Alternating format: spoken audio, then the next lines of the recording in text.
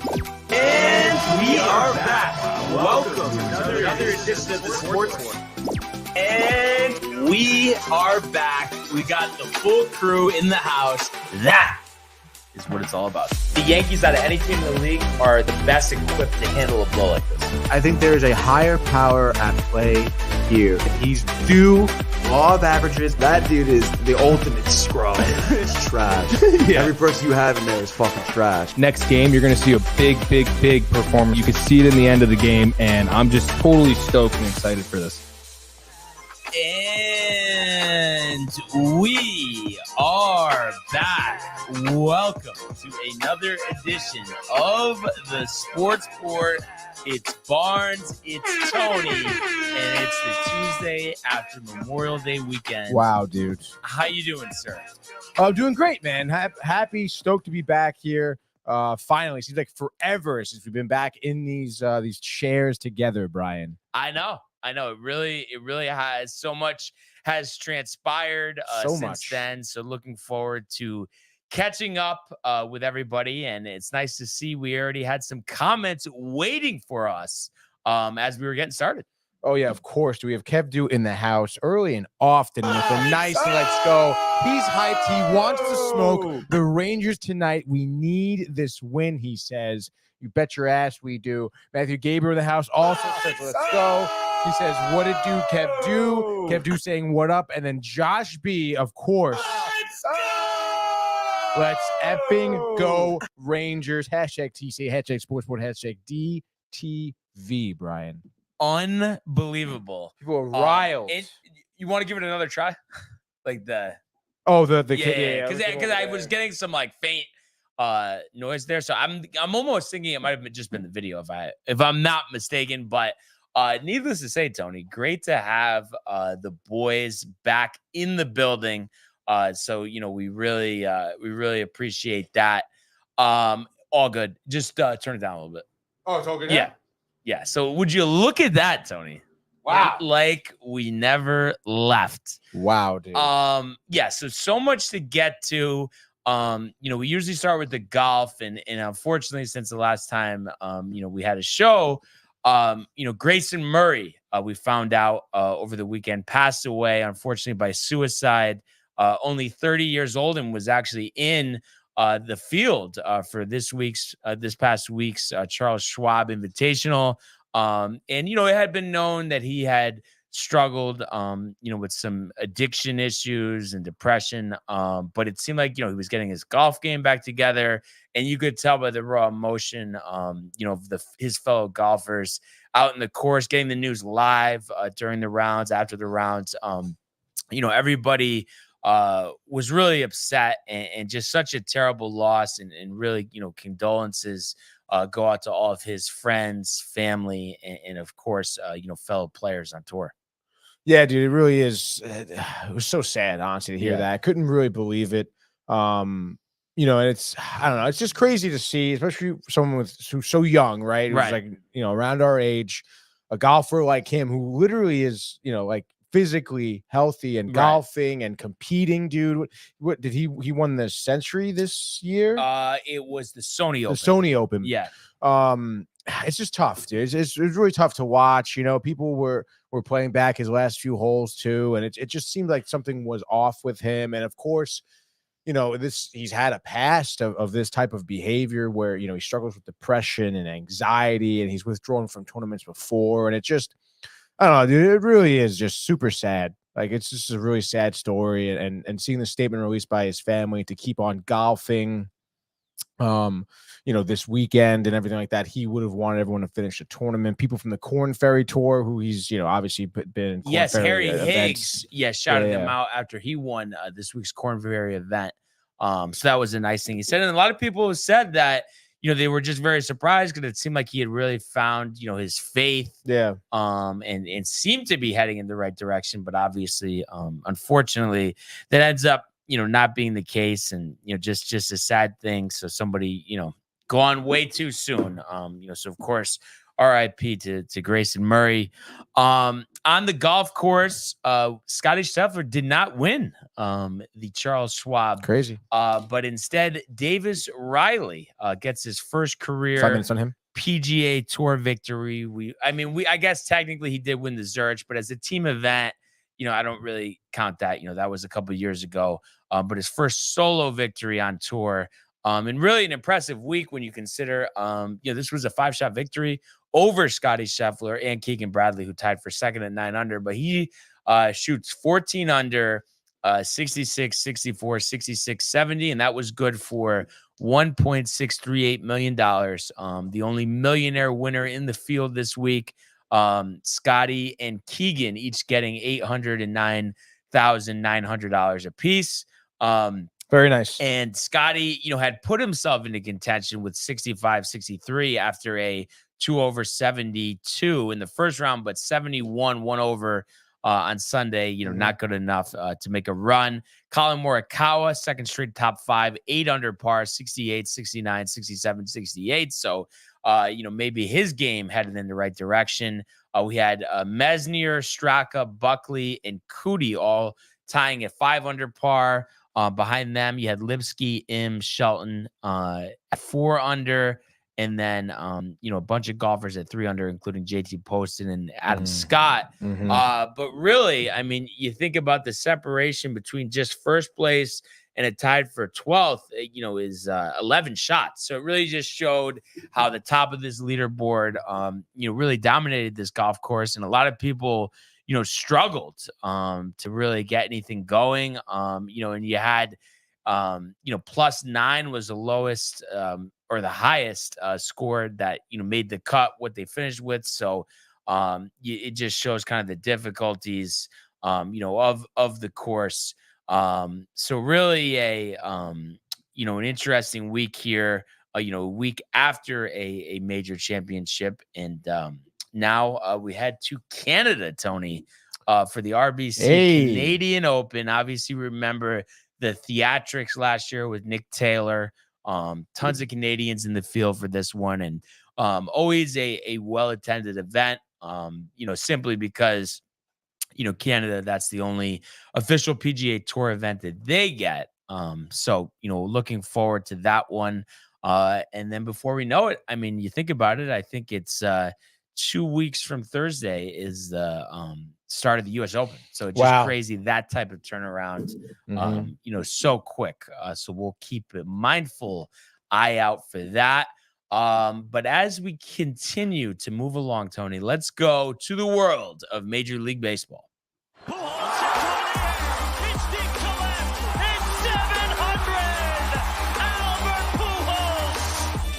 What a play!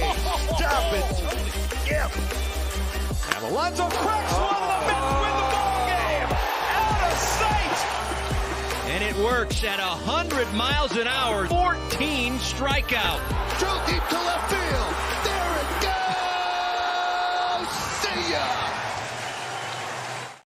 All right. So a lot to talk about in the world of Major League Baseball, and after winning those last 2 games of the home series against the Mariners, after unfortunately dropping the first 2, the Yankees in San Diego, with me in attendance for the first 2 games, win those 2 games to take this series, win 2 out of 3. And I had talked to you about this yesterday and while I was on the trip, but Petco is just unbelievable.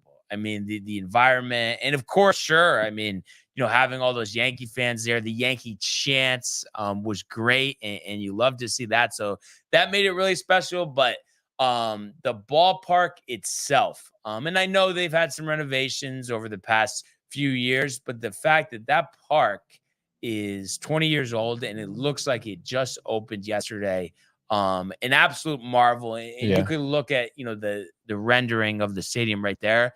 But that's right behind center field there. That hill that they have, it's artificial turf. And then there's a concert stage behind there where they have live music. They had a fan fest set up on Friday, $5 drinks. It was absolutely packed. And the way that they've incorporated it into the stadium, where that area behind center field is inside the gates because they rope off the areas, with the local bars there. So it was awesome being able to catch batting practice as well. At Yankee Stadium, never get to catch batting practice just because of how soon the park opens and the home team always hits first. So literally, I mean, I want to say I hadn't seen the Yankees take batting practice since the old stadium. Wow. Which, last had baseball in 2008, just to give you an idea. So that experience and Stanton and Judge, putting on a show in BP and then having that close access, just standing there in I guess left field. That's kind of where everyone kind of hung out during batting practice, try to catch some balls and see Nestor and Clay Holmes and Judge out there and so up close. I mean, really unbelievable. And still, even after going to 2 games and talking about it, the 4 of us while we were there, of just how amazing it is, still just like reflecting back, I can't believe what a good job they've done with that park. I mean, it truly is amazing. And we were saying it's like almost like embarrassing if you compare like to what the other parks are, and even the Yankee Stadium. And obviously the whole thing is the aura tops over anything else. But I just think there is something to a baseball stadium, to having an open back behind the outfield wall, and just incorporating the outside area instead of being boxed in. You think about some of the nicest parks in the game, and they all kind of incorporate that. And I know it's tough just based on where Yankee Stadium is in the Bronx.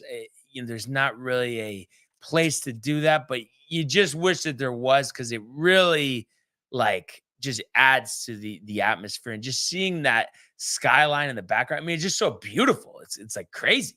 Best park you've been to, you think? By far? Yeah. Damn. I know. I mean, it looks awesome, dude. It really does. Yeah, like we were saying, like you almost want to go to every time the Yankees are there, just go there. Like it was just that amazing, and just staying right across the street at the Hard Rock Hotel, being able to walk across, and then right there, it's the gas lamp section of San Diego is Fifth Ave. So all your bars and restaurants right there. So it was cool to go down there. We went there after the game on Friday. Everybody was just pumped up. It was funny too. And I was telling you about this yesterday, but I don't know. You just think, oh, San Diego is laid back and they haven't won anything. So, you wouldn't think the fans were that into it, but they really are. Cause we went to some restaurant too. And I forgot to mention this, but they were like, oh, they were kidding, but they're like, oh, we don't serve Yankee fans here or whatever. Wow. And then I go, didn't we win some series against you guys in 1998? I recall. No, this guy's got to go. Yeah. Just joking around. And then another one that was crazy is after I was leaving the game Friday, I start the "Let's Go Yankee" chant walking out of the stadium. And so everybody's going nuts. It lasted for a while. And then a Padres fan comes up to me. And at first I didn't realize it was a Padres fan. And he's like, "We'll see you tomorrow." And I thought he was a Yankee fan, riled to go to the game again. But he was a Padres fan. But I didn't know that. So I just go, "Let's go." But it seemed obviously I was just fired up for another game. And we did see him the following day. So kind of got the last laugh on that one. And then other than that too, I was telling you this yesterday as well. Unbelievable how good the food is. They had a taco station, which was great, and this crispy chicken, just in all different stuff. Literally, there was not one vendor there, that I was familiar with or had before. And I know obviously it's across the country; they have different stuff. And then me and Mark, Mike, and Corey were talking about this. Do you think that it's really the reason why they go all out for that stuff is just to draw more people, and it's that's why the busier stadiums like Yankee Stadium, it's not you don't have anything that's amazing there. I mean, is it really that? Or because I just feel also, don't the vendors pay for the space there? So it's the stadium they don't even directly. I mean, they select the vendors, but they're not the ones that are like tasting the menus and stuff. Like, what do you think about that? Like, do you think there's anything to that? It's almost like an airport like kind of mindset where everybody's coming here, so it doesn't matter what food we have. Yeah, I guess so. I mean, I feel like a lot of other parks though make sure that they do have like top-notch food though. I've never been to a park that has. I know you probably like some stuff at City Field, but I swear to God, I've never before Petco went to one park where I thought the food was really good. Honestly, really? Yeah. So I would say City's the only one. Like that chicken sandwich we had was fire. I've had other things there. I know you don't like Shake Shack. The chicken sandwich, I swear, way better. Like it was. I forgot the name of it. I wish I knew, and I'm sure we could look it up. But it was like the best chicken sandwich I've ever had. Honestly. All right, let's go Petco Park. Put hot chicken sandwich, Petco Park. And that's it, literally. Let's see. Yep. Say eat Petco Park this season. Yeah, because they had the coleslaw on it. All right, let's see what we got going on. Here we go. A little bit of everything. Oh, it's right there. San Diego's finest hot chicken. That's it. The Man spicy chicken sandwich will bring Nashville to San Diego, dude. It looks fuego. No, I'm not kidding. Like insane. So yeah, we could give everybody a taste of that. And I am always very anti like the coleslaw on the sandwich, but it was like a spicy pepper coleslaw. I had the one on the right. In there, dude. One on the right. Yeah. And it was like I said, it was just unbelievable. The dipping sauces, the fries. Oh my god. Yes. Dude. And then the taco options, they had like pork belly, short rib, nacho. It was like just all get the just sushi? All good stuff. Didn't get the sushi. The ice cream was really good as well. I think it was Mr. Softy. Oh, was really? like the brand of it. Wow. And you would have really liked that. The waffle cone, Tony.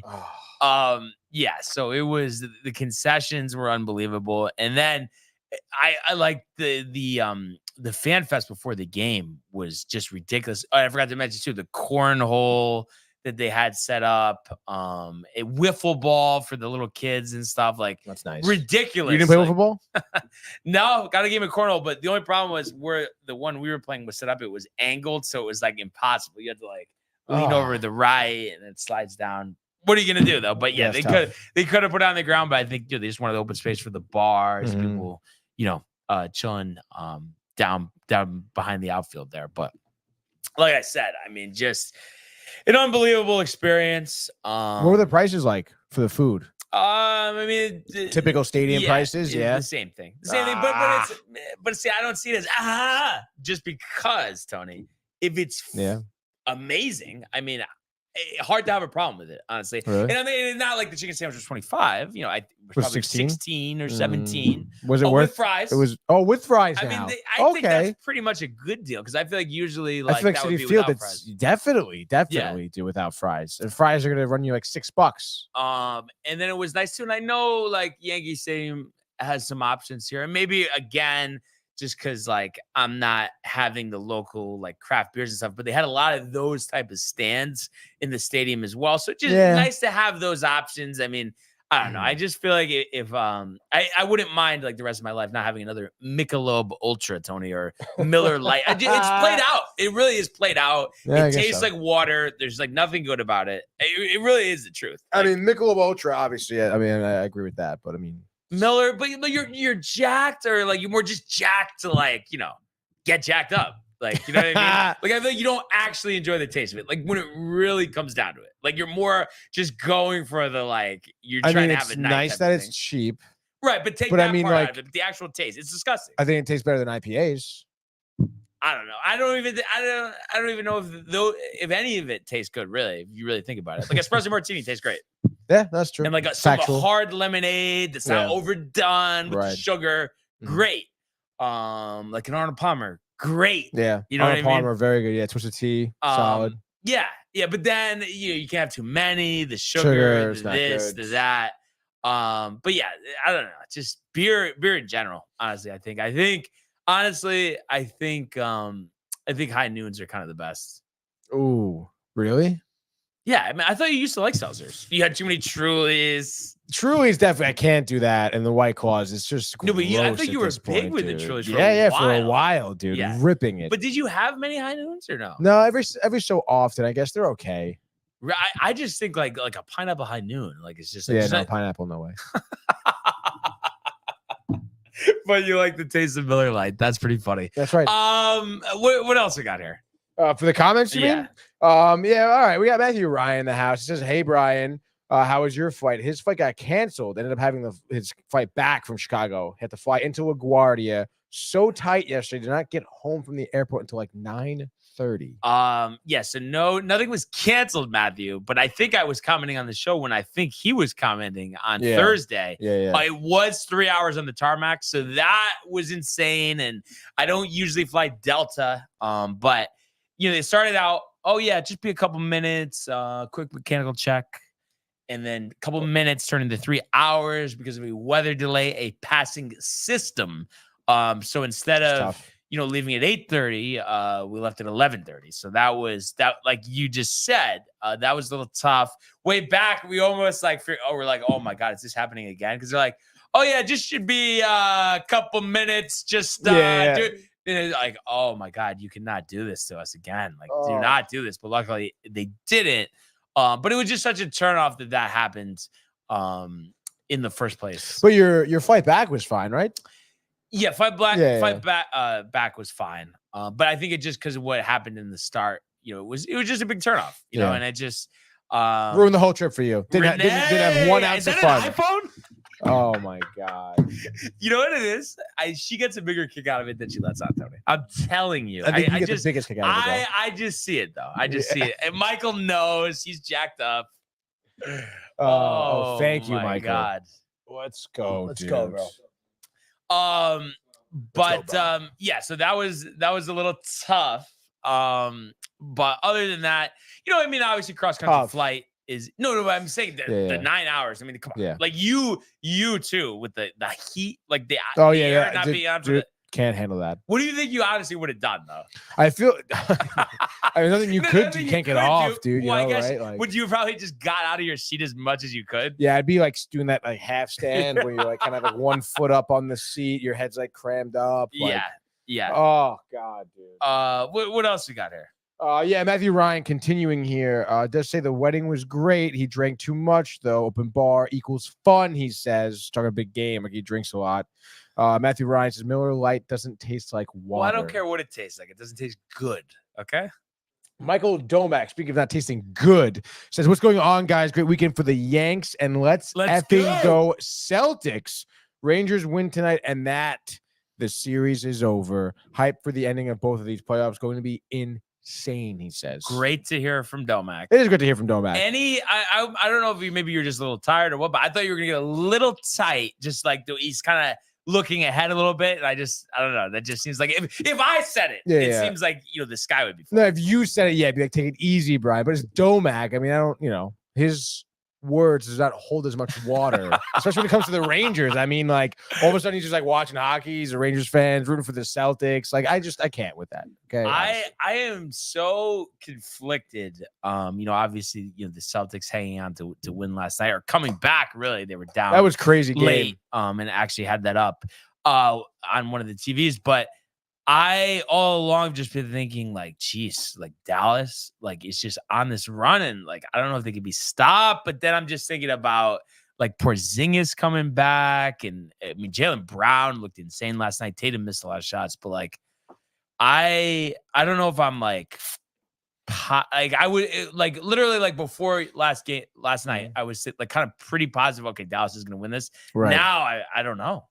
Yeah, I mean, I don't know, man. I mean, I think it's tough for me. Again, as someone who's a little bit on the outside here, I would think that right now, Boston, even if Porzingis comes back, I feel like they're not going to win. Yeah, I mean, no. I mean, Luka and Kyrie are on this run. On fire, dude. I feel like you need Tatum to be a little bit more locked down, dude. And not as inefficient. Right. I feel like Brown has been more of like the X factor. Yeah. Like against the Pacers, I guess. But they're gonna need Tatum to really show up, dude. Yeah. And then maybe I feel like then it could sway the Celtics way. But right now, the Mavs. I really want to see Dallas. I can't wait to see Kyrie's return to Boston. Oh That's my God, be crazy. Dude. That is gonna be crazy. And then Domack saying Mr. Matthew Ryan stirring the pot. Comeback is starting. Let's take it easy, Matthew Ryan, with the negativity, the pessimism, Tony. Because he's rooting for the Panthers, The dude. finals will be the best since the Raptors Warriors finals in 2019. I guess we'll have to wait and see. And I know Dallas looking to close things out tonight in Dallas to sweep that series and have 2 conference final sweeps, which I'm sure the NBA loves. And also that could be the last game on TNT. The ongoing negotiations with the TV rights, NBC looking to get the rights back after a 20-year hiatus. It's funny. It still feels like that they're going to figure something out, but I don't know. I mean, usually where there's smoke, there's fire. So, but I think if NBC was smart, and not that I necessarily enjoy it, but it seems like most of America does, and the ratings are good, you would think that they would want to work something out with the inside the NBA guys, but I guess we'll see. But right now, I think they're asking for like an exuberant amount of money. Isn't that like a big problem? Yeah. So I don't know. It seems to be a widespread sentiment that the NBA next year is going to be on NBC and not TNT. So that's kind of crazy. We'll have to see. But back to San Diego, this series, the weekend, the baseball, and all of us were saying, like, of course, both games we thoroughly enjoyed. But to get this series started the way it did on Friday night was absolutely insane. Just a perfect weather day. Let's go Yankees chants from the start. It was just absolutely electric. And the Yankees, come out swinging a hot bat against a pitcher in Yu Darvish that I believe was working on like 20 scoreless innings. But they end up torching him for 7 runs over 5 2/3, 9 hits, 4 home runs allowed. He did strike out 5, only got through 81 pitches. But right away, first inning, Volpe with a leadoff triple. So that was great. Soto struck out, so obviously all the fans were going nuts. But then Aaron Judge with a sac fly, scoring Volpe, so that made it 1-0. And on the mound for the Yankees in this one was Rodon. He was locked in from the start. Ends up throwing 6 scoreless innings. So this is all Yankee offense in an 8-0 victory. But in the third, Soto in a right center field shot, 423 feet, scoring Austin Wells. So that made it 3-0. And he would narrowly miss another home run later in the game. So that got everybody going. And then Judge and Stanton homering in the third inning, make it 6-0. Stanton's was a 2-run shot and an absolute rope. I mean, you blinked and it was gone. It was unbelievable how hard that was hit. And that you always see this stuff with the exit velocity. So it was crazy to see that. And after each home run, the crowd is getting louder and louder. We're all having a great time. And then again, fourth inning, Gleyber Torres hits one of the more interesting home runs you'll see, dead center. And it was just a line the whole way. So you're thinking it's going to hit the wall or something. It's not going to go over. It just keeps going out 411 feet to center. So that made it 7-0. Rodon, like I said, it went to 6 scoreless. We turn it over to the pen, 2 scoreless from Dennis Santana. And then Gomez, who had gotten recalled for this game and ultimately set down before the end of the weekend, strikes out the side in the 9th inning to give the Yankees an 8-0 victory. Rodon's 6th victory of the season. ERA now under 3. So a great start for him and a great start to this series for the Yankees. So you love to see that. And there's just nothing like, when you go to see your team and they just come out firing. And clearly that was the case here. And I'm sure the players love playing, a series like this in San Diego. So they were all obviously excited as well.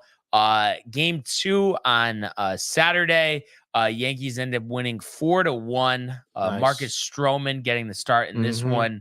And we've talked about all season. Stroman has done a great job. And he continues the trend here. 6 innings, 3 hits, 1 walk, and 5 strikeouts, throwing 91 pitches. And if you look at the scoring, Yankees getting off to that hot start again. Volpe reaches, Judge homer. So 2-0 Yankees first inning, Tony. Rizzo adds a single to right in the 4th to make it 3-0. Gleyber with a sac fly in the 4th to make it 4-0. And then Fernando Tatis, the only run of the game for the Padres. And that was 406 feet to center. So that was off of Luke Weaver, who had a scoreless streak himself, but unfortunately gives up that home run as well. And then Clay Holmes picking up the save in the ninth, his 15th save. Only throwing 7 pitches, his ERA down to 157. So just like that, you've won the series. You scored 4 runs against Dylan Cease. So it was great to see that. And your bullpen gets the job done.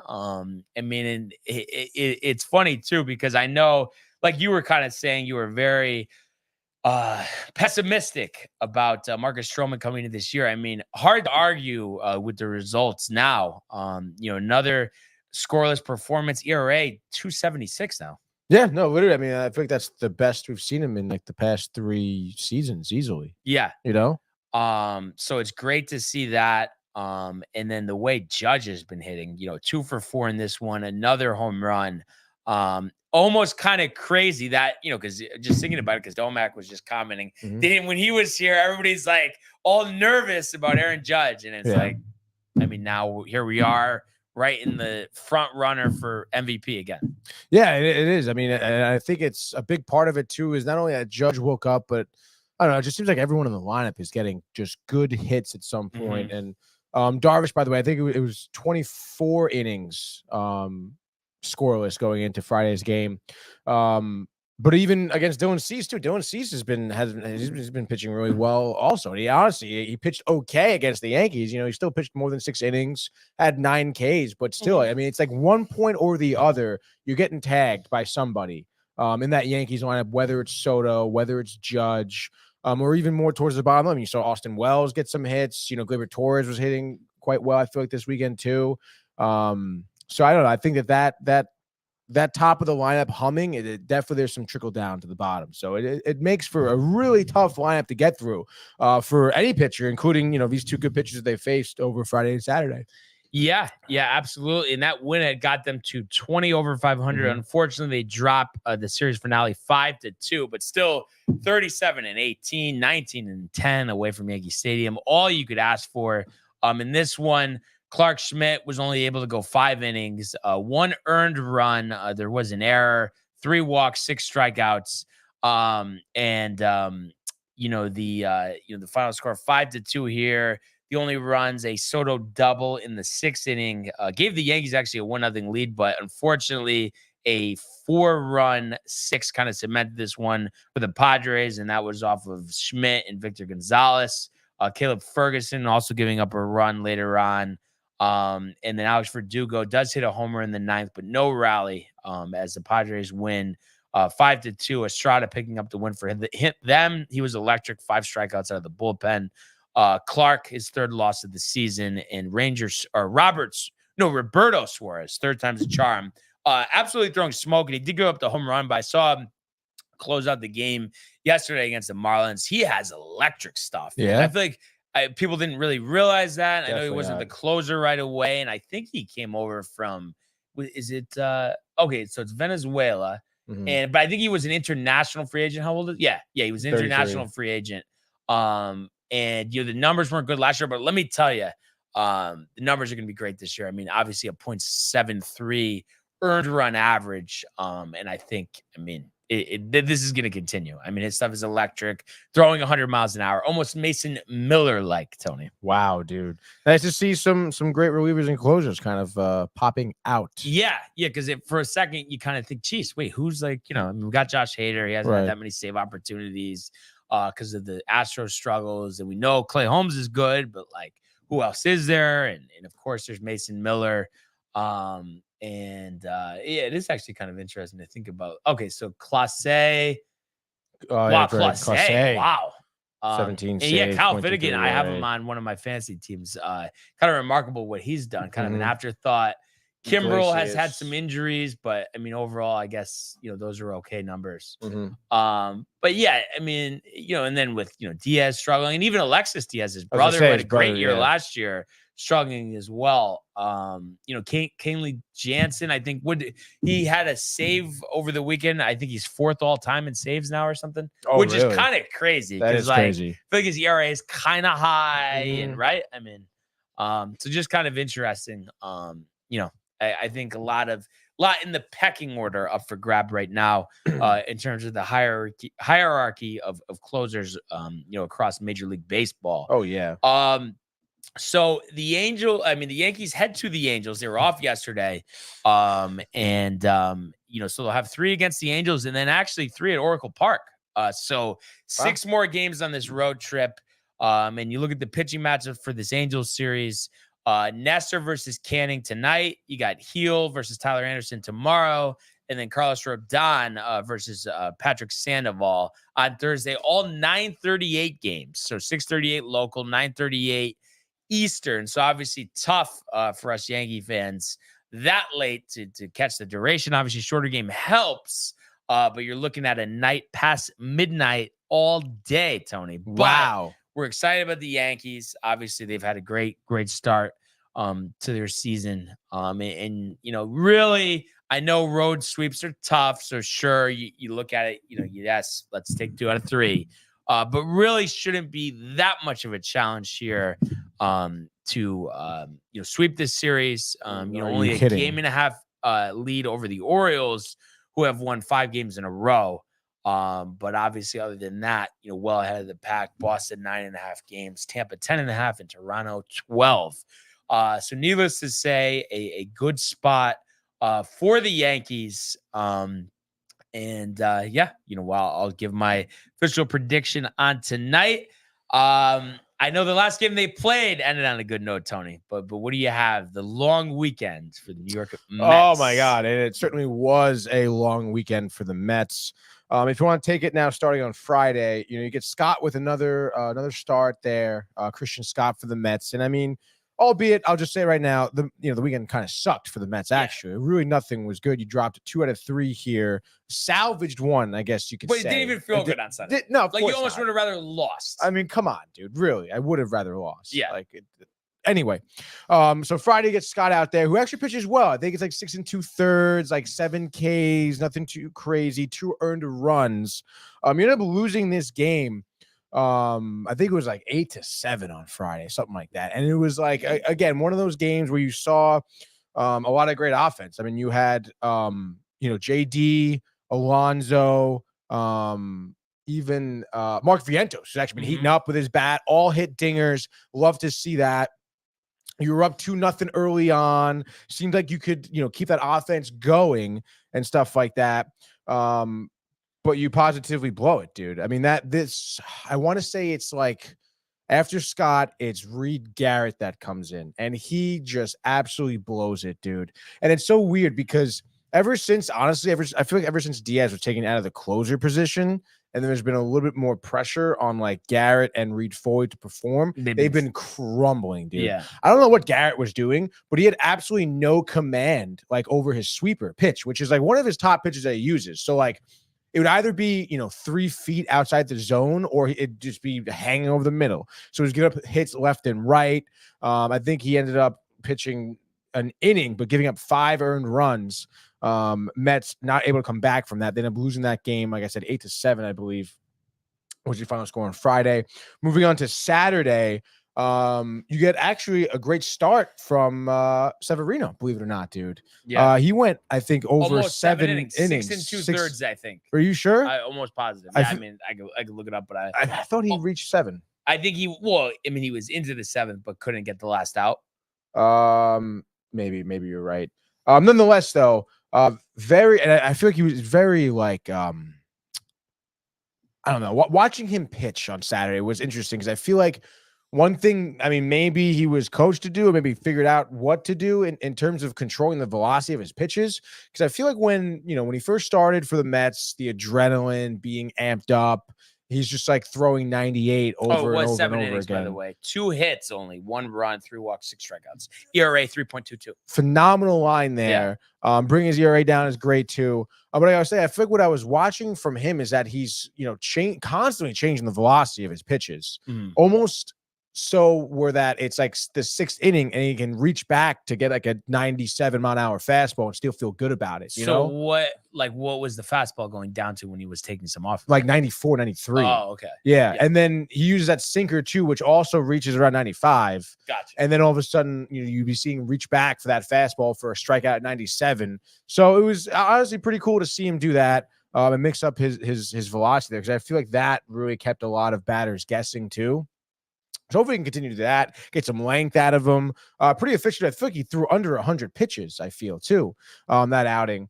But nonetheless, as your bullpen decided to have a theme for this weekend, they kind of blew it here.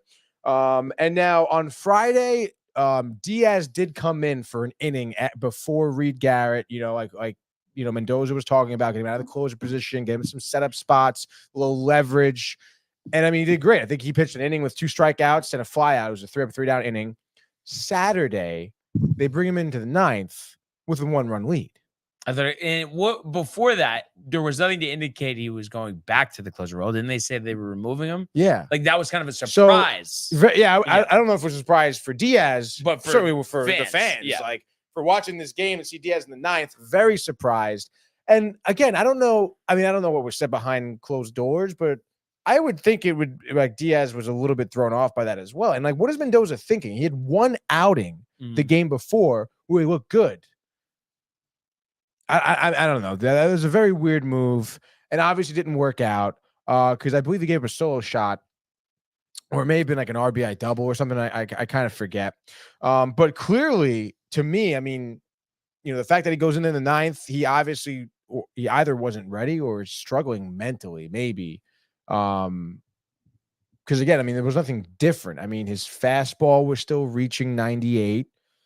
His slider was still the same velocity. It had movement on it like it did the day before. I don't know if he just felt too much pressure.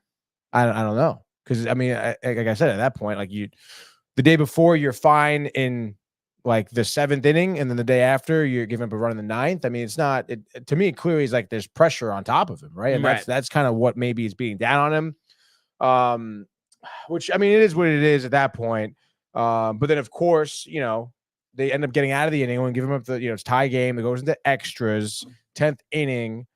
Sean Reed Foley's out there, gives up a hit immediately. Runner on second, scores, gives another walk. I think he ends up giving like 5 runs. Giants go on to win 7-2. Oh, you know what we missed? I was just thinking about this. Couple of things, actually, because I got a text that reminded me of this. Anthony Volpe now 19-game hitting streak. Wow. Pretty impressive. Go for 20 tonight. And it's nice, hot start, right? Really cool off, but it's really found it. Seems like, some maturity here, in his second season. So that's just really a big gap for the Yankees. Mm-hmm. But with the Mets on Friday, the play by Matt Chapman to end the game, that was insane. Did you see that or no? I definitely did. I don't remember. So, no, it was literally like the Mets, the tying run would have scored, and Matt Chapman, like, it might even have been a barehanded play. And like just gets the runner by like a quarter of a step. Like it was pretty crazy. Highlights from 5:26 was Saturday. 5:25, bang. Oh, you know what? I feel like I definitely did. Oh no, because it is the next day, Saturday. Yeah. Dude, did you hear, Sean Manaea? I mean, come on. At least with how he wrote, you can give me that. Like his voice. Yeah, it is. That is ridiculous. That's how you make Cohen's voice sound, honestly. No, this is Sunday. What the fuck, dude? Wait, no. Oh, wait. It's Friday. It definitely is Friday. Oh, it's Friday. I thought that was Friday. It's the 26th. All right, hold on. Let's dial it in here. Get your dates right. Sean Manaea. All right, here we go. But I was gonna say Cohen this is it. Oh my gosh, dude. So Duvall struggling. Right. In trouble here. Bases chucked. Oh gosh. Let me bring this up here. Here we go. Mets fans not happy. There it is, the chopper. I mean, you look at that, you think there's no way that they're gonna complete that throw. I mean, to get that to, I mean, Yeah, talking that about is a crazy play from Chapman. gut wrenching, Tony. And Chapman too has been struggling Yeah. fielding this year. Oh my god, dude, he's so lucky. The way he caught that in his hand, No, but almost missed his hands. I think anybody like at best makes that play like 2 or 3 out of 10. Yeah. Maybe. That was a tough one. That is that. Oh god, dude. I mean, it's just what it is at that point. You know, it's the Met. I don't know, dude. I mean, looking at the Mets this weekend, it's just brutal, dude. Because it's like for once, 2 starts. I mean, you get great starts from your starter, dude. Yeah. Like both Sevy and Scott looking great. Your bats were hitting. Like Friday, you really should have won. Mm-hmm. Saturday, obviously, should have won. Like you could have had a sweep here, but you didn't because you're not a good team and you can't have a great bullpen out there. Like your bullpen really blew it for you this weekend, I feel, at that point. Yeah. I know there was, there's still some stupid fielding errors and whatever. But nonetheless, I mean, on Friday, if Reed Garrett comes in there and locks it down, doesn't give up 4 runs, 5 runs on Saturday, if Diaz doesn't blow it, if Reed Foley doesn't blow it, like, yeah. Yeah, and it's just tough because I mean, what are you supposed to get a whole new bullpen like at this point in the year? Like Really, like at this point. And honestly, dude, like not for nothing, but how does the Met organization not see this coming? Like we were talking about it in the offseason. Yeah. Like, what are you doing? I don't want to see Reed Garrett and Reed Foley getting trotted out there because they suck, dude. Yeah. And I understand Drew Smith is hurt and Ottavino is just in a pissy Ottavino's mood. probably been their best reliever. Yeah, which doesn't really say much, unfortunately. And obviously Diaz just is a shell of what he was supposed to be. I don't know if so he it's needs to go like down to the minors. I don't know, dude. Redefine maybe he can, pitch in the 7th inning more than just one game, and then he can figure it out. I think so too. What a stupid move, dude. Yeah. Oh my god, dude. So I don't know. I don't know what Mendoza's doing. They definitely could use some more bullpen guys. They could use obviously a lot of different things, but it just really sucks to see. You have a game like, again Friday. I'll use that as a great example. You have 3 separate players hitting home runs. Yeah, and you're losing a game. Really, you actually could have swept the series. Yeah, you literally could have swept the series, dude. Yeah. But Dodgers now doubleheader today. The rain out yesterday, which is but the momentum off the walk off on Sunday. Stop it, dude. Stop it. Who actually? Because it wasn't Bader tied it, right? Yeah, it was Narvaez. It was Omar Narvaez. Yeah. Okay. At the walk off, which is like wow. But I know it's just not a good situation and there's no perfect answer, but it's right now, I mean, is it just you're hoping for a miracle? What are you hoping for? Are you hoping just a 10-game winning streak's coming out of nowhere? Yeah. I mean, again, with the way that the Mets are losing these games, it just seems like that something worked for the team and the other thing, then something else doesn't. If the bats are hitting, the stars aren't doing well. If the stars do well, then the bullpen's gonna end up blowing it. So it does kind of feel like that maybe for a stretch, everything will be working together, but really they're supposed to be honest. Right. And it does suck. I don't know if again, the bullpen is so weird to me because they did start off the season great, honestly. Because but is it because so many starters didn't go the length? Is the bullpen already burned out? What's the problem with them? I mean, is it the increased pressure on the bullpen because your closer isn't doing well now either? I don't know. There's obviously a million different factors as in terms of why things could be going wrong. Lindor still isn't batting well. I mean, you're not ecstatic about Alonso. Really, I feel like the best hitters you're watching right now is by far JD Martinez consistently. And right now, Vientos is heating up. So, you're happy about that. But it's can we get everybody working together is what it seems like. It seems like that nobody's playing as a team, If that does happen, I feel like the Mets could go on, 10-game win streak. Why not? Especially, I'm not sure what the schedule looks like upcoming after the Dodgers. I would imagine there's a road trip coming up. I would think because obviously we've been at home. Yeah. But yeah, I guess we'll see. I don't know, man. I don't know who to point the blame at. It could be Mendoza. I mean, again, you look at a team that has these facets that could be working at some points, but they're never gelling together. To me, there's a leadership problem. If you have all, I think there's Ben. Yeah, that's the problem. I don't know. And then obviously, again, and more indicative is how Diaz is being handled. I feel like Mendoza's got to get his head out of his ass. Yeah, and he's made some good calls, I feel like, so far this season. Right. But there's certainly some times that his inexperience shows, I think. I don't know, man. It just like I said, I think maybe what a leader would be great. Even a player, dude. Like, who's our outright player, leader? It was supposed to be Lindor, and he just hasn't set the tone. Yeah, and neither has Alonso. So be interesting to see what happens. And I mean, might be catching the Dodgers at the wrong time here. They just got swept by Cincinnati, which was a surprise. So they're going to be putting their best foot forward. I'm sure Ohtani, Jack to be New York. And it's kind of interesting. I'm just thinking about this. This doesn't make any sense. How the Dodgers are at Citi Field. They were just on the road. No, they were home in Cincinnati. They were on the road in Cincinnati, but I'm saying they're playing the Yankees on the 8th. So what are they staying on the road the whole time? Go to the Dodgers team page. And then the full schedule, they're going home to Colorado. Dude, talk about a bad scheduling thing, huh? That is tough. And then they're back home. Dude, what? And they're on the road against Colorado. They got screwed with the schedule. Yeah, they kind of did a little bit, huh? But well, we'll have to see. I know the first game getting underway at 4:10 this afternoon. So I'm sure, Tony, that will be a part of our full-on abbreviated baseball frenzy.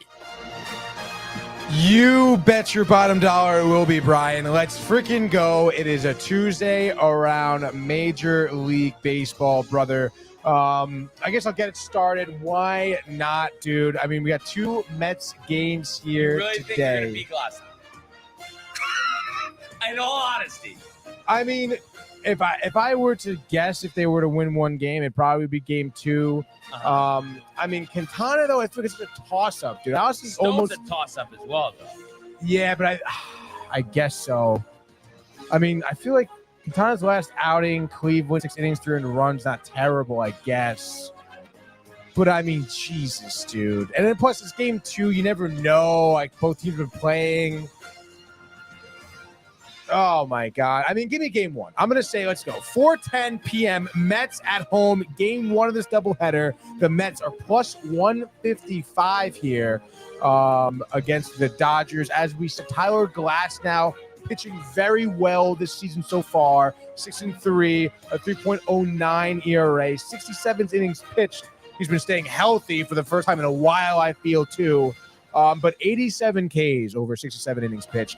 Pretty impressive stuff there. Tyler McGill, on the other hand, has not been healthy a whole ton. Has had 1 start since being back from the shoulder injury. A good start, though. I kind of forget who he was against.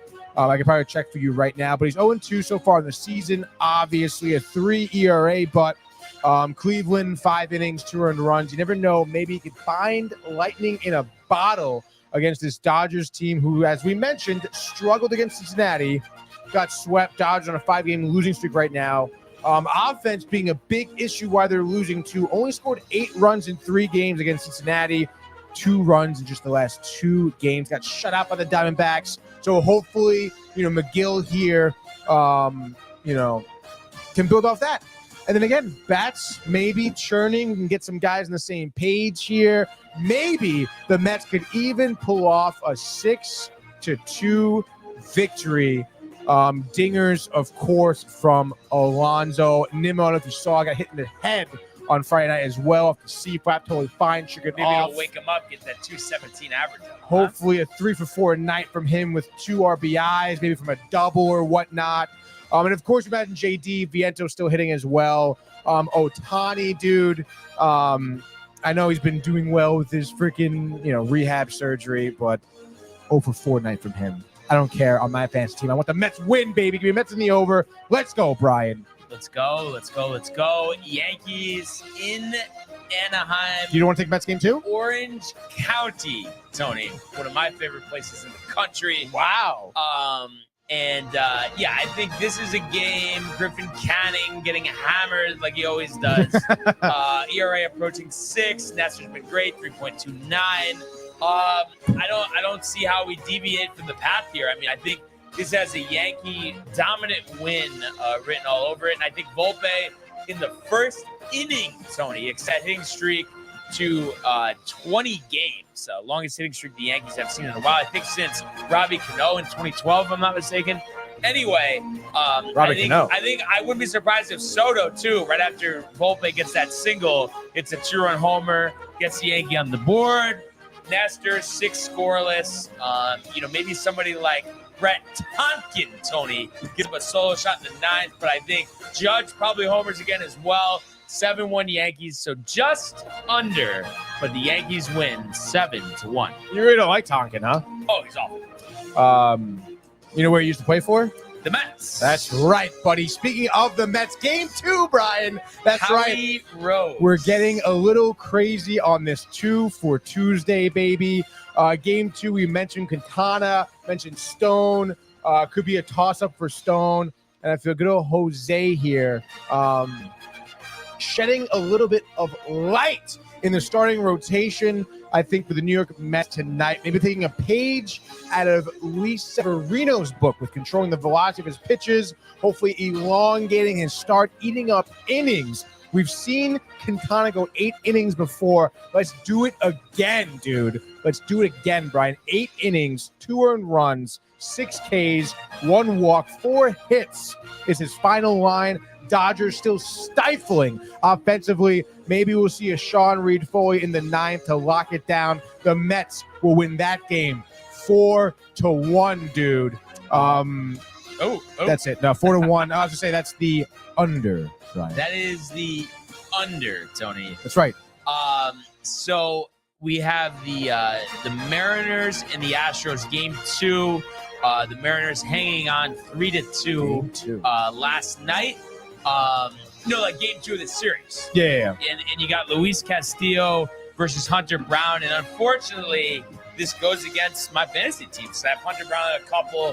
One league made the atrocious error of drafting him in the top 100. Yikes. Because he does have a lot of potential, but his ERA is 7. And Luis Castillo has been up and down this season, but you know the type of pitcher that he is. And I think he's going to stifle this Astros offense. And I think the Mariners, who have been struggling getting the offense going, Julio showing signs of life recently, will tag him for 5 runs over 4 1/3.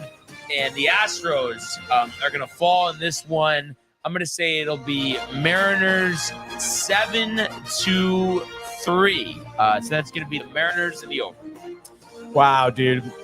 Great call there. Let's go. Last game, best game, my game here. Let's go to Atlanta. 7:20 p.m. The Braves Acuna, taking on probably the out for Nationals. The year, torn ACL. That's a big one.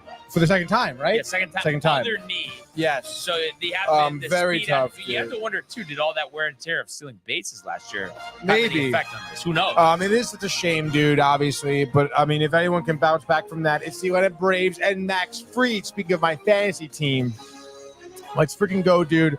3.38 ERA, 4-2 in the season. Loving the run support he gets from his fellow Braves. Jake Irvin getting the nod there for the Nationals.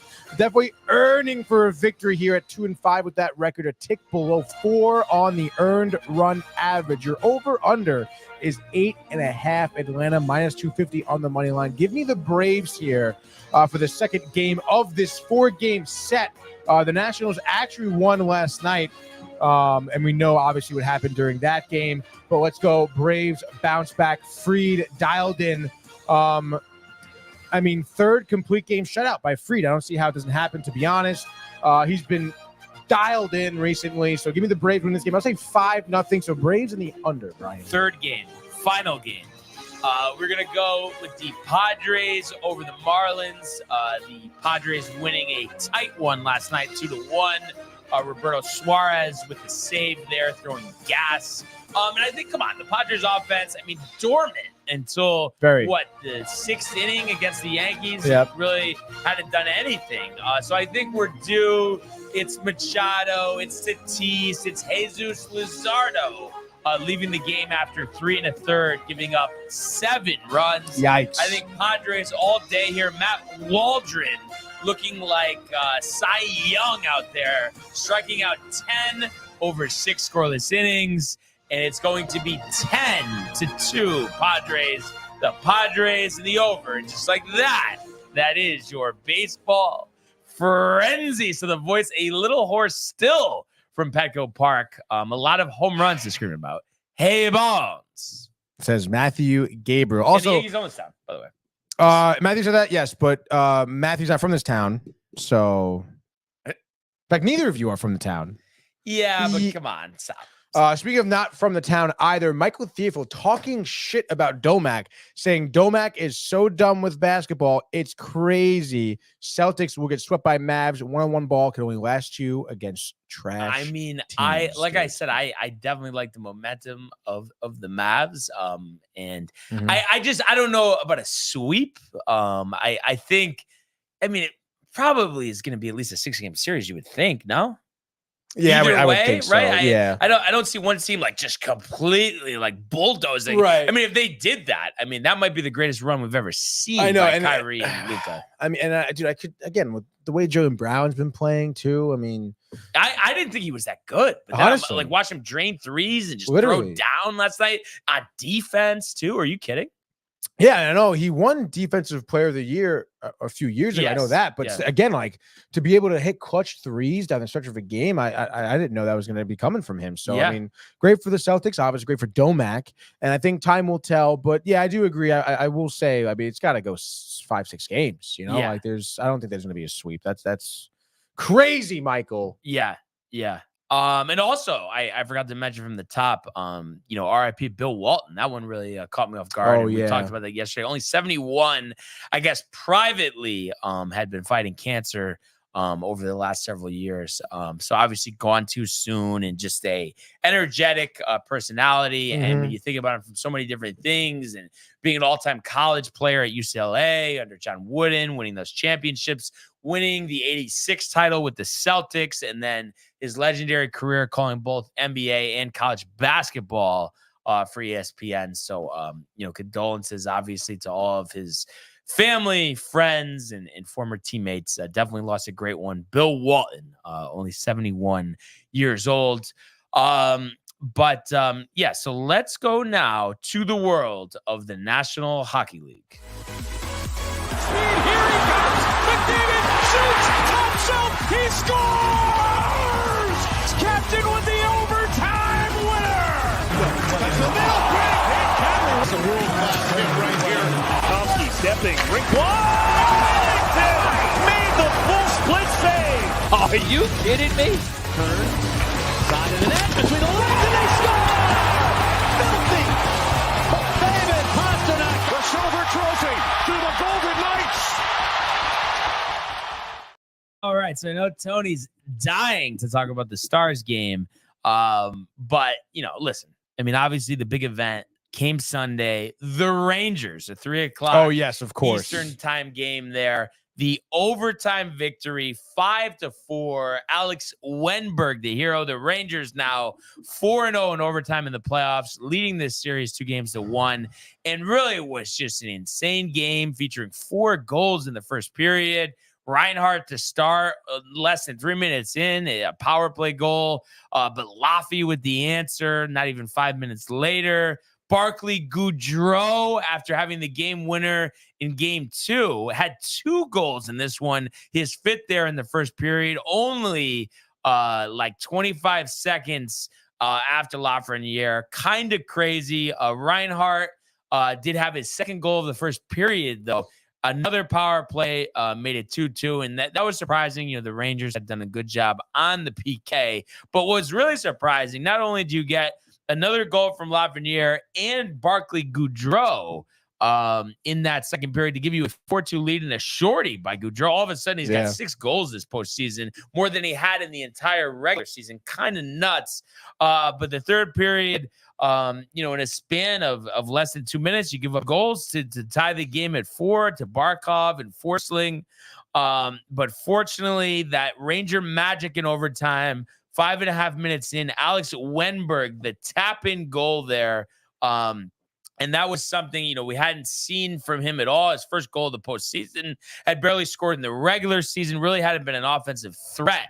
But for him to be the hero after Goudreau had the game winner the game before, this is unbelievable. This run has been so much fun, so exhilarating, and really a game where we talk about this all the time. You let a good team back into a game, you're always going to pay for it. And the fact that the Rangers stood, strong, stood tall, and end up winning this game in overtime. I mean, pretty insane that tonight they have an opportunity to send this thing back to Madison Square Garden, one win away from a trip back to the Stanley Cup Finals. Yeah, dude. I mean, you want to feel good about that. I mean, that's what everyone talks about. Championship teams, they find ways to win. They find ways to battle back. And clearly, this Rangers team knows how to do that. 4-0 in overtime in the postseason so far. We've talked about the third period comebacks in the regular season. But I mean, you know, I still think the Rangers still have the work cut out for them. We can get to the matchup tonight, but looking at the game on Sunday, which is so crazy because it's only Tuesday. It feels like Sunday was so long ago. But that game was crazy. I mean, I think the Rangers are super fortunate to have come out on the winning end of that game. You talk about how much scoring there was, some goals where Igor, seems like maybe he should have had it. Even some goals for Bobrovsky too, honestly, getting beat, honestly, by Gaudreau on that shorthanded. Gaudreau scoring a shorty. Kind of crazy. How do you let that happen? It really is. And then honestly, even the OT winner on Friday as well, dude. Yeah. From Gaudreau. I mean, that in and of itself was another goal where you thought Bobrovsky should have had. It was about like midway of the circle. And it's Gaudreau too. I know. From that deep. Kind of crazy, in terms of the goal scoring coming from Gaudreau, coming from Wenberg, even Lafreniere, you could say arguably too, but coming from your, not so usual suspects here, Gaudreau and Wenberg specifically come from your bottom six lines here. That's great. I mean, that shows how much depth, your team has, how much grit some of these players have, as well as just championship don't give up mentality. Because when you're relying on these types of guys to score now, it's a different type of game. And honestly, I mean, you can go at it two different ways. For me, I mean, it's in terms of the positive of the fact that it's coming from your bottom six. Like I said, it shows depth. It also forces the Panthers, to change up their defensive strategy. I mean, typically, you obviously are most likely threatened by, the opposing team's top two line, their top line, whatever. So you match up your top defensive pairings to their top offensive lines. But when you have, fourth, third lines dominating play against your, not your best defensive pairings or whatever, you have to start to rethink that and give your best defensive pairing some looks at the third line, the fourth line that's out there with the Wenbergs, with the Gaudreaus, with the Jimmy Vesey's and the Matt Rempe's and stuff like that. And all of a sudden now, they may open up opportunities for Kreider, for Zibanejad. I'm hoping that's what happens tonight because we haven't really seen much production from those guys, unfortunately. And I think a big reason to that, I don't know if it was us talking about it in the car yesterday, but I mean, the Panthers' physicality is certainly weighing down, I think, on our top forwards. Trocheck, Panarin, even Mika a few times too. You can see them getting absolutely beaten up out there. The Panthers are not shy about finishing their checks, getting a little gritty, getting a little extra hit in there as well. We've seen some cross checks. We've seen some elbows flying out there. It certainly is a gritty game. And I think that's a big reason why the Rangers kind of top six forwards have been a little bit stopped here. I know Lafreniere had the 2 goals on Sunday, which is great, but you got to see more. You got to see Panarin. You got to see Zibanejad more in there. Even those 2 Lafreniere goals. I mean, the primary assist is from Trocheck there, but then Trouba and that second goal too. I mean, Lafreniere is getting all his help from the blue line, from Miller and Trouba. You got to somehow get your other forwards, your top forwards mixed in the play there, get them down low. That's going to be a great way to get to Bobrovsky because, again, I mean, I know we're up 2-1, overtime victories. We find ways to win. We've been relying on that. But, I mean, I don't know, man. I mean, I'm still not nervous, but, I mean, you don't want the Panthers to be hanging around. You don't want to give them too many opportunities. The third period against the Rangers, we'll talk about it, like, from Sunday, was, like, some of the best hockey we've seen played by any team around the league, and it was the Panthers. They were playing so well. They were absolutely humming, Brian. Yeah. A big reason why we were still in that game was Igor. I mean, they talked about the shot attempts. These are shot attempts now, not to be confused with shots on goal. But the Panthers had like 92, 95 shots attempted. That was insane. Rangers only like 35. Yeah. And that can't be happening, And I think I think it was 102 to 44. Was it that much? I think it was. I think going into overtime, there was that. And then probably afterwards it was. And again, like Igor is getting challenged. I think he had 34 saves, I think. On 33 saves and 34 shot attempts. So, he's playing well. Again, that third period was all Igor. There was, I think, a 10-minute span where Bobrovsky did not face a shot on goal. And that went into overtime. That, like his first shot on goal was in overtime, so crazy, dude. So you got to stop that. The Rangers, honestly, like their defense hasn't been great. Miller and Trouba haven't looked great. Fox does not seem to be 100% healthy. And did you see too? I think it's been almost 30 games in the playoffs since he scored.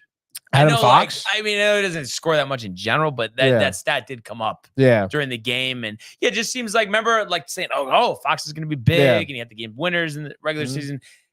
You almost forget he's on the team. Yeah, you really do. Does he have a point? Like, I mean, I'm sure he has a couple of assists, but like, it's like he's almost invisible out there. No, I mean, I totally agree. And it's weird because I feel like, excuse me, I want to say it was Friday's game, maybe, where the third period, I looked like he was almost just like limping on the ice.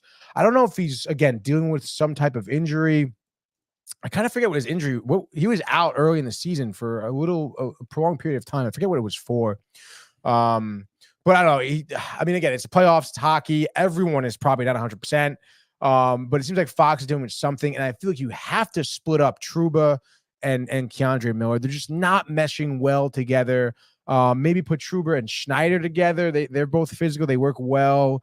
And then maybe throw Miller with Fox or something too, because Gustafson in there. Because I just feel like Trouba too. I mean, we saw him with that elbow, that dirty hit. Borderline should have been like a major penalty there. Say it like it is. I mean, that's Trouba's MO, is those big hits, and there's been a lot of borderline hits. Which, I mean, it is what it is. The refs seem like they're letting them play on both sides. I mean, the refs are calling this series pretty good. And not to mention, I mean, I think Trouba leads the postseason right now with like penalties committed. So don't even say the refs are turning a blind eye. I think he has like 11 penalties, Jacob Trouba. Wow. So he needs to, stay more disciplined with his hits. I mean, that is not good, dude. I think on Sunday too, it was either Sunday or Friday where the Panthers had like 6 power play opportunities.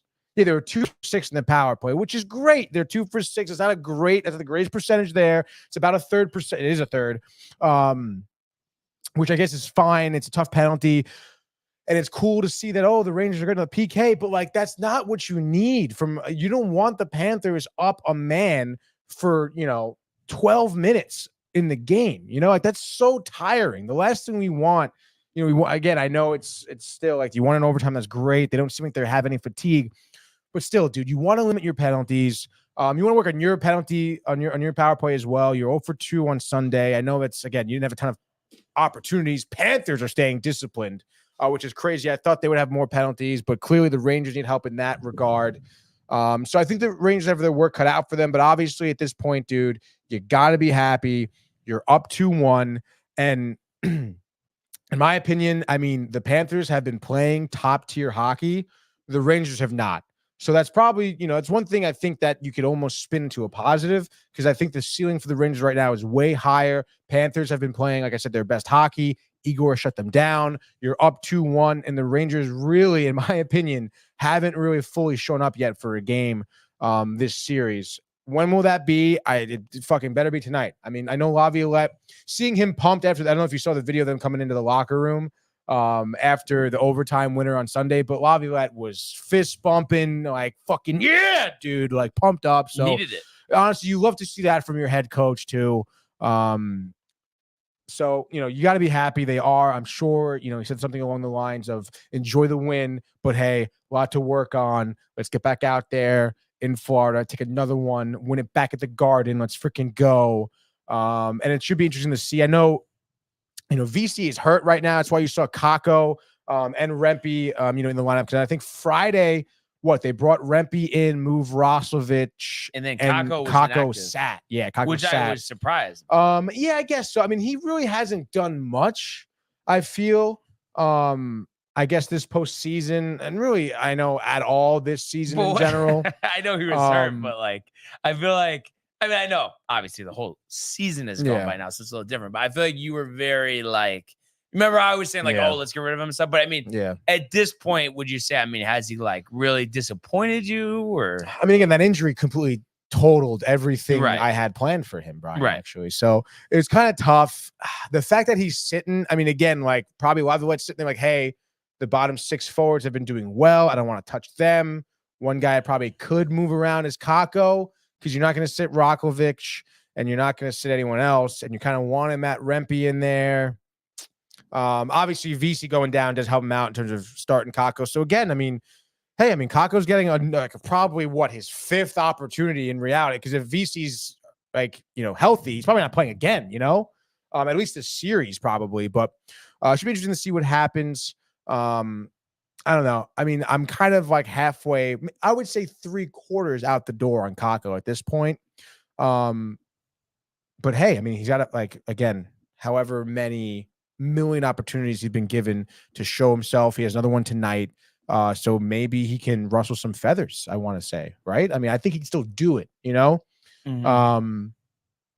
So we'll see what happens. But obviously, again, I mean, this game, I really want to see your top 6 forwards churning. Like I said, hopefully the Panthers, maybe they throw some of their defensive efforts towards your bottom, 6 players, frees up Panarin for a one-timer, like something, dude. Like, give me something. Give me something. And of course, you're expecting the Eagle performance tonight. So you still expect the wins and stuff like that.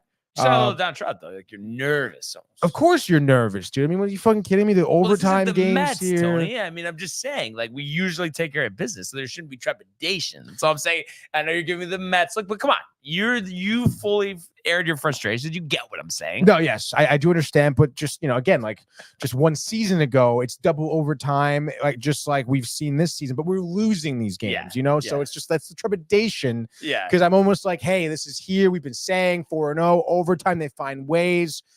But I don't know, man. It's just for me in the back of my head, I'm like, there's creeping up thoughts of so you're not expecting a win, honestly. No, I am expecting a win. I said that, and I am. But again, back of your head, you're like, well, what if that, when they reach back for that overtime goal coming out of their ass from Goudreau, what if it's not there tonight? Okay, maybe Panarin will come back. That's what I mean. Dead. I want to go to the 3rd period up 4-1 and not have to worry, though. dude. I mean, you never yes, know. we definitely could. We definitely like could. maybe they just come out guns a-blazing. They have just to, dude. firing pucks. So.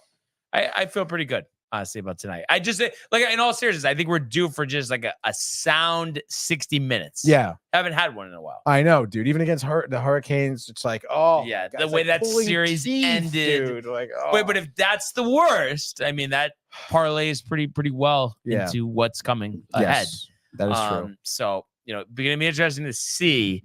And then just quickly, yes, the Stars. What is it? 5 unanswered to win 5-2 last night. Was that the result? Or was it 4? No, it's 4 unanswered, empty net at the end. Okay, Edmonton even tied it up actually in the 3rd. Or no, Dallas tied it up. Edmonton was up 2-0. Oh, so 3. What? No, that's Saturday. Sorry, that's Saturday. My apologies. Monday. No, because Stars 5-3. Oh, got you. They did tie it up. They did tie it up. It was 2-0, then 2-2, then 3-2, then 3-3, then 5-3. Robertson with the hat trick.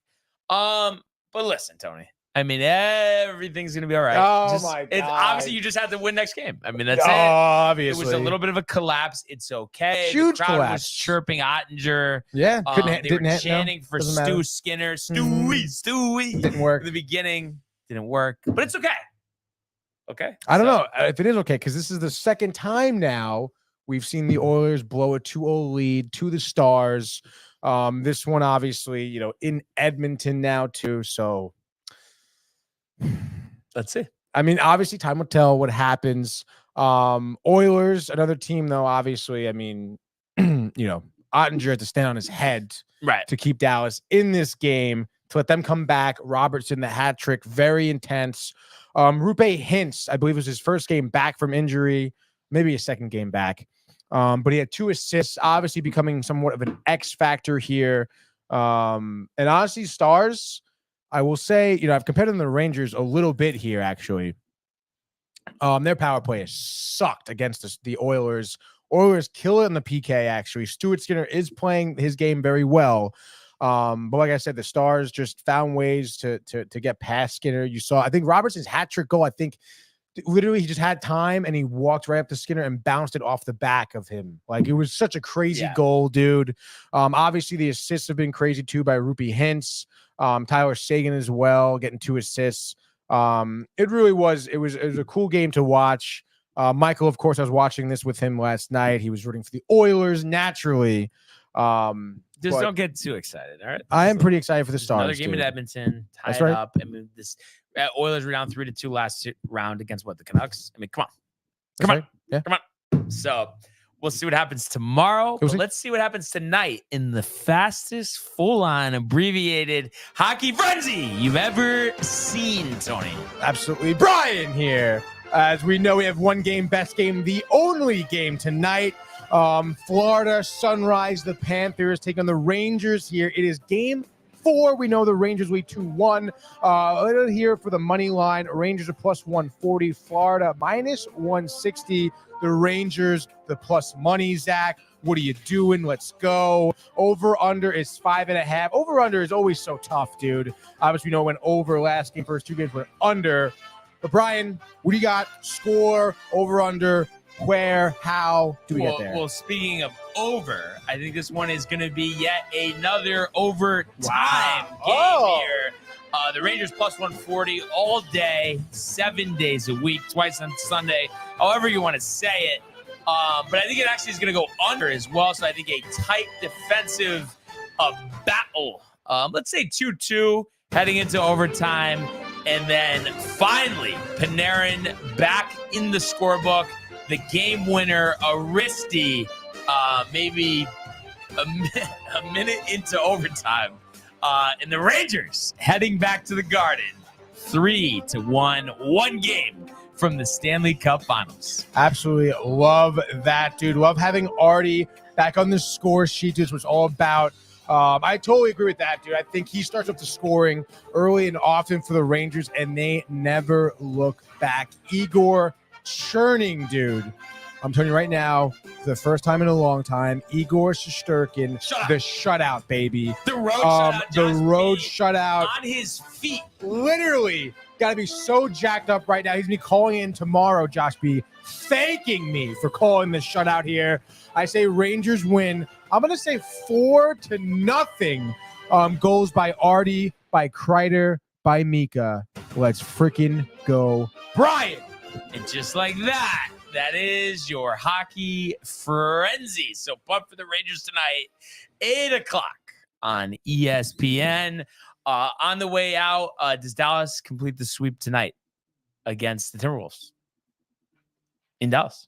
It's a great question. Does Dallas Anthony Edwards 50 overtime hangs in there, but then Dallas wins game 5 in Minnesota? I don't think so. I think for the first time in the history of the NBA, we have sweeps. 2 sweeps in the Conference conference finals. Let's go. It's Luka. It's Kyrie averaging 30 points, a couple double-doubles sprinkled in there. I mean, how do you go against them, dude? Yeah. Honestly. Yeah, no, Ridiculous. You're right. But I do think, though, I'm going to say Edwards gets it done, but only for one game, and then they lose the next one. But nevertheless, a great season. So we'll have to see what happens. But, of course, the priority, Sunrise, Florida. Let's get the W tonight. But another great show today. Great to be back with all of you guys. And we encourage everybody to continue to comment, like, and subscribe. All of the archives in the YouTube page. Tony, Mego, Renee, and Jane. Costume the merch at downtimetv.com. Want everybody to enjoy the day. Enjoy the games. Let's go Yankees and Rangers. Let's go Mets and Rangers. And we will see you mañana. Hey guys, Tony here from Downtime TV checking in. I want to thank all our fans out there who's been liking, subscribing, sharing our content. You guys are the best. You guys are our bloodline. You make us love what we do. Thanks again.